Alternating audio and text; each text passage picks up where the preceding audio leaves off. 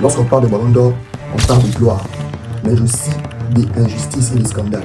La preuve, revenons une année en arrière, lorsque Florentino Pérez avait boycotté la cérémonie du ballon d'or, convaincu que l'UEFA ne respectait pas les règles du club. Selon les règles, si les critères d'attribution n'avaient pas choisi Vinicius comme vainqueur, ces mêmes critères devraient choisir Cavaral. Et ce n'est pas la première fois qu'on assiste à ce genre de polémique. Depuis 1956, ces trophées fait rêver et enrager les fans. Cristiano Ronaldo d'ailleurs avait déclaré qu'il ne croyait pas du tout à ces récompenses. Est-ce que chaque année les ballons d'or déclenchent des débats, d'accusations sur le favoritisme, sur le marketing, voire des racismes? En bref, les ballons d'or ne fait presque jamais l'unanimité, sauf si tu es Benzema, le ballon d'or du peuple. Pour moi, c'est le ballon d'or du peuple. À moins que je ne sois né aujourd'hui, tous les fans du football savent ce que c'est le ballon d'or. Ou peut-être c'était fan du football américain. Mais alors pourquoi ce trophée est si important et convoité jusqu'au point de faire engager l'un des plus grands clubs au monde? Dans cette vidéo, on va revenir sur les questions qui fâchent. Alors, reste jusqu'à la fin et tu vas découvrir s'il faut réformer le ballon d'or ou carrément les remplacer par un autre. Le ballon d'or, c'est la distinction individuelle qui peut transformer une carrière. Depuis ses débuts, il symbolise l'excellence, la créativité et la capacité à changer le cours d'un match. Il apporte visibilité, contrat en or et consacre une place dans l'histoire du football. Le ballon d'or ne récompense pas seulement un titre ou une saison réussie. C'est une récompense qui transforme un joueur en une icône mondiale, attire médias et sponsors et fait entrer dans la légende. C'est pour ça que c'est le Graal, l'ultime récompense individuelle. Chaque année, les gagnants du ballon d'or font toujours débat. Alors, une question se pose. Pourquoi les ballons d'or ne font jamais l'unanimité? Les raisons sont multiples. 1. Subjectivité des critères. Le ballon d'or est censé récompenser le meilleur joueur de la saison, mais il n'existe pas de barème clair et universel. Chaque votant peut privilégier la régularité, les performances dans les grands matchs ou les titres collectifs selon sa propre vision du football. Deuxième influence des médias, popularité et fanatisme personnel. Les joueurs très médiatisés issus de clubs célèbres ont un avantage naturel, mais le vote reste aussi très subjectif.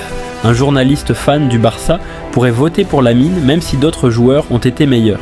De même, un votant français privilégiera souvent un joueur français. Ces biais personnels et ce fanatisme peuvent fortement influencer le résultat final et créer des frustrations. Troisième poids, des titres collectifs. Gagner la Ligue des Champions ou la Coupe du Monde peut primer sur une saison individuelle exceptionnelle, ce qui peut léser des joueurs brillants toute l'année, mais sans grand trophée. Quatrième, favoritisme pour certains postes. Les attaquants attirent tous les regards grâce à leurs buts et gestes spectaculaires. Les défenseurs et les gardiens, même décisifs, restent rarement dans la course au trophée. Cinquième, incohérence et décisions controversées. Certains choix paraissent surprenants ou injustes, souvent en raison de la combinaison des critères flous, de la médiatisation et des biais. Cela nourrit le débat et les critiques année après année. De la subjectivité aux décisions controversées. Face à toute cette économie, une question se pose. Alors, que faire? Faut-il encore changer le système de vote et les règles pour rendre ce côté plus crédible et plus juste? La réponse est oui. Voyons maintenant le pistes de solutions. Une première piste serait de séparer le trophée par poste en créant plusieurs distinctions, meilleur attaquant, milieu, défenseur et gardien. Cela permettrait de valoriser chaque poste et de donner plus de visibilité aux joueurs moins médiatisés. Bien sûr, cela risque de diluer un peu le prestige du ballon d'or, mais la légitimité globale s'en trouverait renforcée. Une autre idée serait d'instaurer une pondération claire des critères de vote.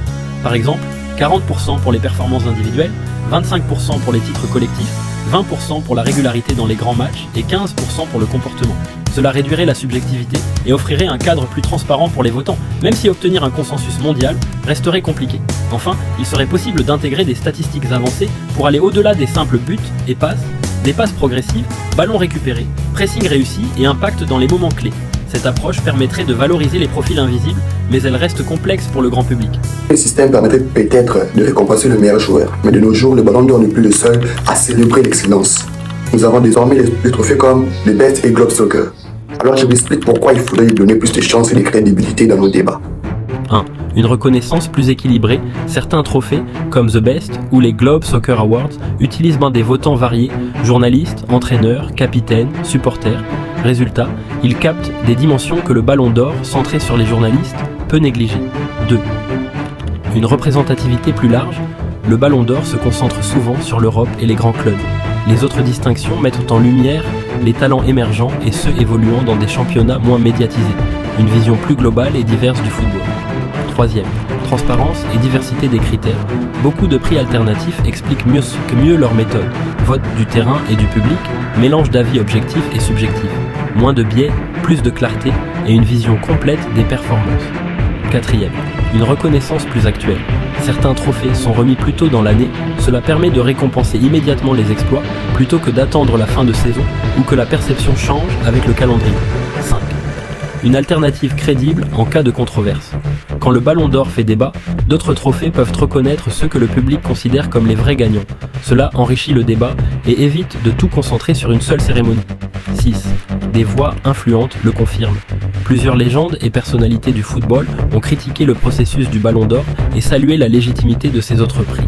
Leur message est clair, le football mérite une scène, des récompenses plurielles et complémentaires. Merci beaucoup d'avoir regardé cette vidéo et surtout d'être resté jusqu'à la fin. Si cette vidéo vous a plu, alors likez et abonnez-vous pour voir plus de contenu similaire. Surtout, ça soutient la chaîne et ça nous permet de grandir un peu plus.